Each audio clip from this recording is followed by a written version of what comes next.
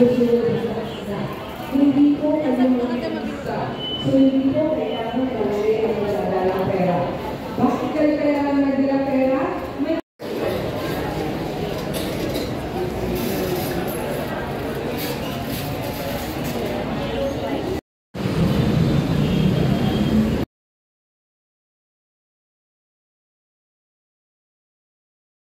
Congratulations. Congratulations. Okay, so done na tayo. Nakuha na natin yung check-in natin. Okay na. Papunta na ako land bank para i-encash. Yan, POEA. Hey, and we're back! Okay, ito na yung story kung paano or yung process sa pag-withdraw ng MP2 savings account nyo. Sa mga magtatanong dyan, ang maturity po ng MP2, nasa 5 years po yan. In my case, I opened mine around 2020, pandemic. So, 1, 2, 3, 4. So, kulang yung maturity year na iniintay for my MP2, but you can withdraw. Bago po ako nag-withdraw, I initially went to Reddit. Nag-check muna ako ng mga processes kung paano ba mag-withdraw ng MP2 savings account. I think the processes that you need to fulfill bago ka pumunta dun sa branch. Ako, ang pinuntahan ko pong branch, yung POEA branch. Because I work and live dito sa apartment ko sa may Ortigas. So, it's better for me to go there. And, sa totoo lang, mas mabilis ang service sa POEA. Dun din po ako nag-open ng MP2 savings account. Sorry medyo maliwanag yung shade ng ano ko dito, bintana. So, yun. Nag-open ako ng account ng MP2 sa POEA. Dun din po ako nag-withdraw. Sa Reddit, marami ka po dong mababasa na experiences, doon ako nag-base. Because, if you're gonna base it sa website ng MP2 or Pag-ibig, sinasabi doon na parang there are specific reasons lang na tinatanggap nila para makapag-withdraw ka. But when I checked Reddit, marami po dong customer experience na nakapag-withdraw sila.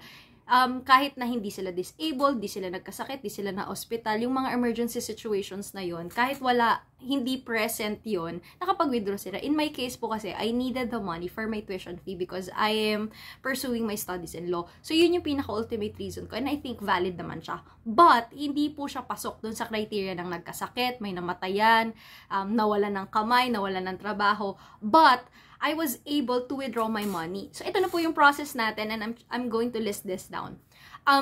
First, magdala na kayo ng 2 valid IDs, photocopy, pa-xerox nyo na po yan. Importante na may dala ka na. Pero, kung wala sa area nyo, meron po malapit sa POEA. Pwede po kayo doon direct na pa-photocopy. Meron ding part sa Reddit ng mga customer experience. Again, I am sharing kasi the journey kung paano ako nag-inquire and nag-withdraw. And ako personally, I like reading the experiences of others. Kasi gusto ko siyang i-mix and match sa akin. Para lang din prepared ako because I cannot waste time because I really needed the money. Ngayon, meron ding mga experience doon sa Reddit ng other customers na sinasabi nila, kailangan mong i-prepare yung withdrawal slips mo or patunay ng mga contributions mo. Pin-prepare ko po yun. I do my contributions via the counter. Over the counter po lahat ng transactions ko. Hindi kasi ako sa finances ko kasi very traditional ako. Ayoko ng online transactions. Gusto ko po talaga over the counter. But that's my preference. So, hindi po ako nahirapan. Kasi meron akong on file, nakatago yun sa documents ko ng lahat ng contributions ko sa MP2. So, if I were you, before po kayo pumunta sa branch, i-prepare nyo na po yun. Kasi kasama talaga yun sa hinihingi. Now, pumunta na ako sa branch sa may POEA. As usual, if nasa POEA kayo, mga OFW nag-a-apply, mahaba po talaga yung pila. But in my case, hindi naman po ako nahirapan. I went there 10 AM. Bukas na po sila doon, 8 AM. I don't know po sa ibang branch, but in my case, ganun yung opening hours nila from 8 to 5 PM. So, mabilis ko natapos yung akin. They would ask you to fill out a form. Isisingit-singit ko na lang yung mga clips or pwede nyo na lang stop para ipuntahan yung siningit ko ng mga videos dito. Now, pagka punta mo dun sa guard, bibigyan ka ng number, mag-fill out ka ng form nila, tapos piprepare ka ng 2 valid IDs, tapos ipaprocess na nila yung withdrawal mo. Wala naman po sa akin tinanong. Hindi ako tinanong kung bakit ko i-withdraw. Wala. They just they asked me for my documents, yun na. Ngayon, pagpunta ko po sa POEA, hindi po hiningi ang aking proof of contributions. Pero prepared ako ha. I went there prepared kasi ayoko na nga bumalik. Alam niyo naman sa pag-transaction sa government, minsan 'di ba parang hirap. So, I went there prepared pero hindi po sa akin hiningi. Now, bibigyan ka ng claimant stub.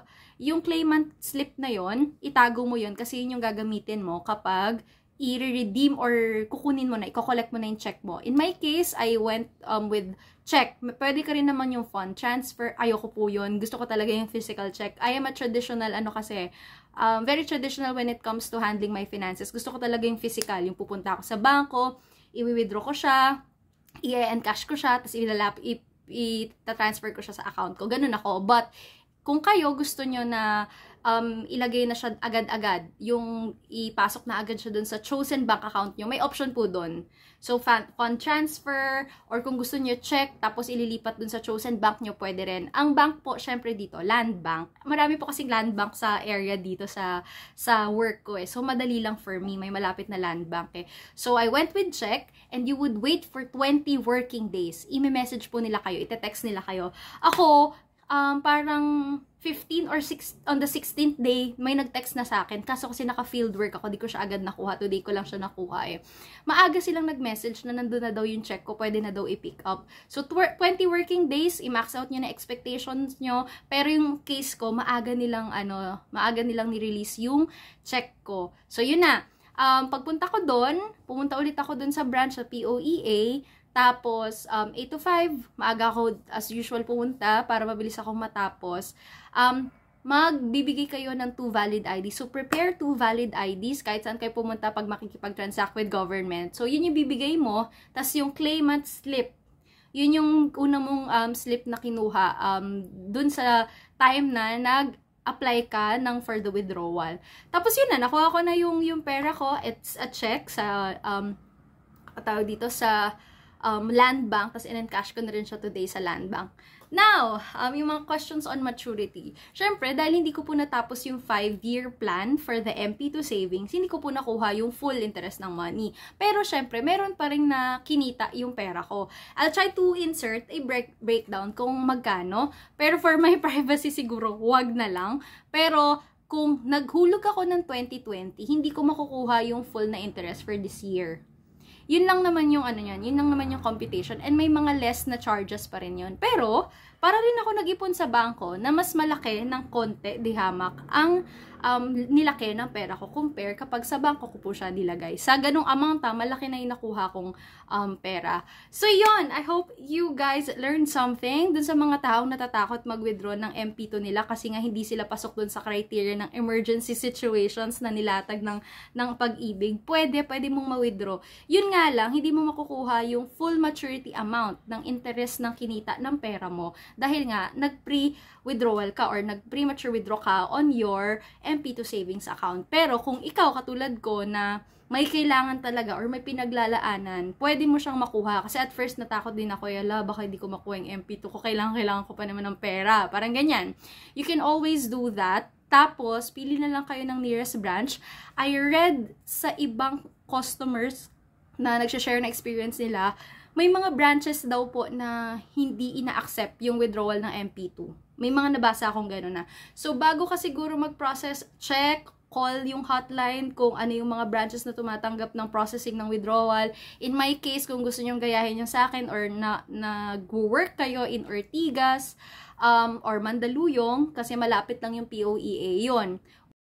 Okay, nakat yung video, but I'm gonna make this very quick. Yun lang yung buong process ng pag-withdraw ko ng aking MP2 savings account. Hindi ako nahirapan, so please try to read sa Reddit, sa Facebook groups kung ano yung mga experience sa pag-withdraw, or kung gusto niyo naman gayahin yung process na ginawa ko, just prepare those items that I mentioned, and sa POEA branch, sa may POEA branch, sa may Ortigas, katapat ng Robinson's Galleria, ako nag-withdraw ng aking MP2 savings. Yun lang, I'll be ending the vlog here. Thank you for watching. Bye!